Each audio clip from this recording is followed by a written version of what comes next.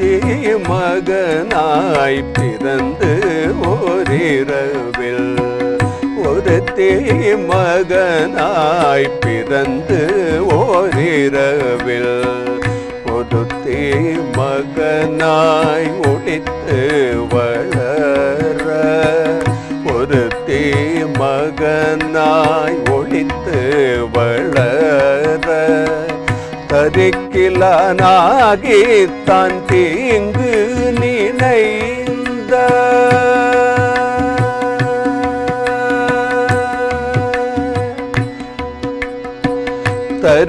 தரிக்கிலனாகி தான் தீங்கு நினைந்த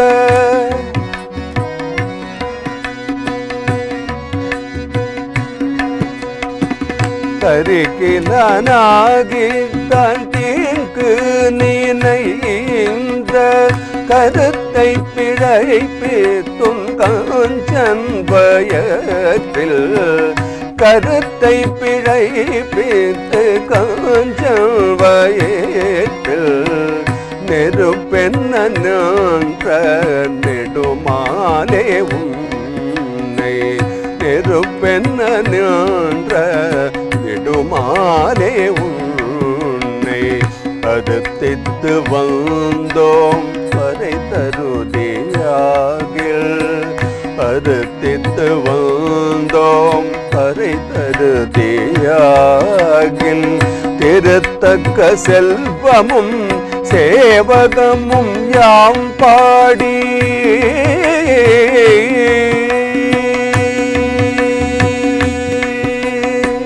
திருத்தக்க செல்வமும் சேவகமும் யாம் பாடி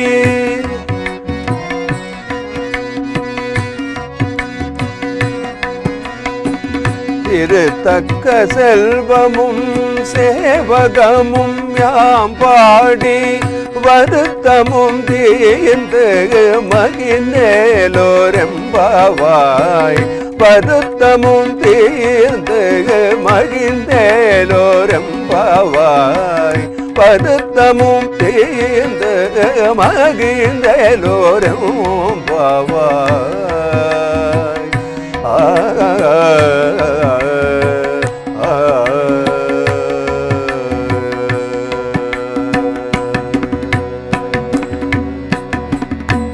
திருப்பாவை பாசுரம் எண் 25. ஒருத்தி மகனாய் பிறந்து ஓரிரவில் ஒருத்தி மகனாய் ஒளித்து வளர தரிக்கிலானாகி தான் தீங்கு நினைந்த கருத்தை பிழைப்பித்து கஞ்சன் வயிற்றில் நெருப்பென்ன நின்று நெடுமாலே உன்னை அறுத்தித்து வந்தோம் பறை தருதியாகில் திருத்தக்க செல்வமும் சேவகமும் யாம்பாடி வருத்தமும் தீர்ந்து மகிழ்ந்தேலோர் எம்பாவாய். சென்ற பாசுரத்திலே இறைவனே உன்னை போற்றி வந்தோம், எங்கள் மேல் இரக்கம் கொள் என்றாள். இரக்கம் கொண்டு என்ன செய்ய வேண்டும் என்பதை இதில் கூறுகிறாள். இறைவா, நீ 2 தாயரின் வருத்தத்தை நீக்கியவன். யாரவர்கள்? யசோதை, தேவகி. கம்சனை அழித்து மக்களுக்கு மகிழ்ச்சியை அளித்தவன். உனக்கு தகுதி உண்டு, எனவேதான் எங்கள் வருத்தம் தீர்த்து மகிழ்ந்து என்றெல்லாம் கூறுகிறாள். இறைவன் ஒப்பாரும் மிக்காரும் அற்றவன். அதனால் அவனை ஒருவன் என்று இலக்கியங்கள் அழைக்கும். பெண்பால் பெயர் ஒருத்தி என்பது ஒப்பற்றவள் என்பதாகும். தேவகி, யசோதை என்ற இருவரை கூறி ஒப்பற்றவள் என்றால் எப்படி பொருந்தும்? தாயரில் என்ன வேறுபாடு இருக்க முடியும் இங்கே? இருவரும் கண்ணன் மேல் உயிரையே வைத்தவர்கள். உடல் வேறு, உயிர் ஒன்றே என்ற உண்மையை உணர்த்துவதற்காகவே பெற்றவளாகிய தேவகிக்கும் வளர்த்தவளாகிய யசோதைக்கும் இந்த 2 பேருக்குமே ஒருத்தி என்ற ஒரே அடையை இட்டிருக்கிறாள் ஆண்டாள். பகவானின் அவதாரத்தை ஆண்டாள் பிறப்பு என்று கூறியிருக்கிறாள். எவனுக்கு வினை உண்டோ அவனுக்குத்தான் பிறப்புண்டு. வினைக்கு தகுந்தபடி அவன் இன்ப துன்பங்களை அனுபவிக்கிறான். இறைவனுக்கு வினை ஏது? அவன் வினையின் நீங்கிய விளங்கிய அறிவினன் அல்லவா? எனவே அவன் பிறப்பை அவதாரம் என்றுதானே நாம் சொல்கிறோம்.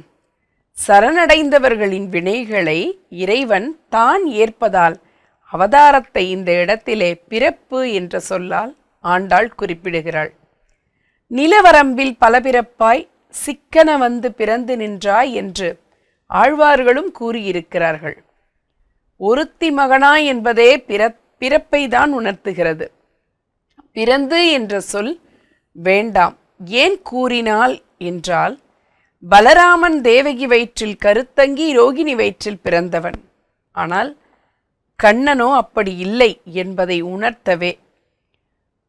ஒரு புத்தி சுவாதீனமில்லாத குழந்தையை அந்த குழந்தையின் தாயானவள் அதன் முன் செல்லாமல் எவ்வாறு தன்னையும் காத்துக்கொண்டு குழந்தையையும் காப்பாற்றுவாளோ அதே போலதான் இறைவன் ஒளித்து நின்று எப்படி காக்கிறான்.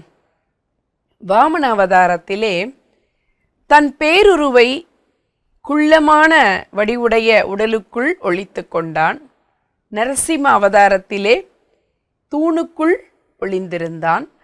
ராம அவதாரத்திலே வாலியை கொல்லும்போது மரத்தின் பின்னே ஒளிந்திருந்தான். இப்போது கம்சனை அழிக்க யசோதையிடம் ஒளித்து வளருகிறான். இவற்றையெல்லாம் நினைவுபடுத்துவதை போன்று ஒளித்து வளர என்று சொல்லியிருக்கிறாள்.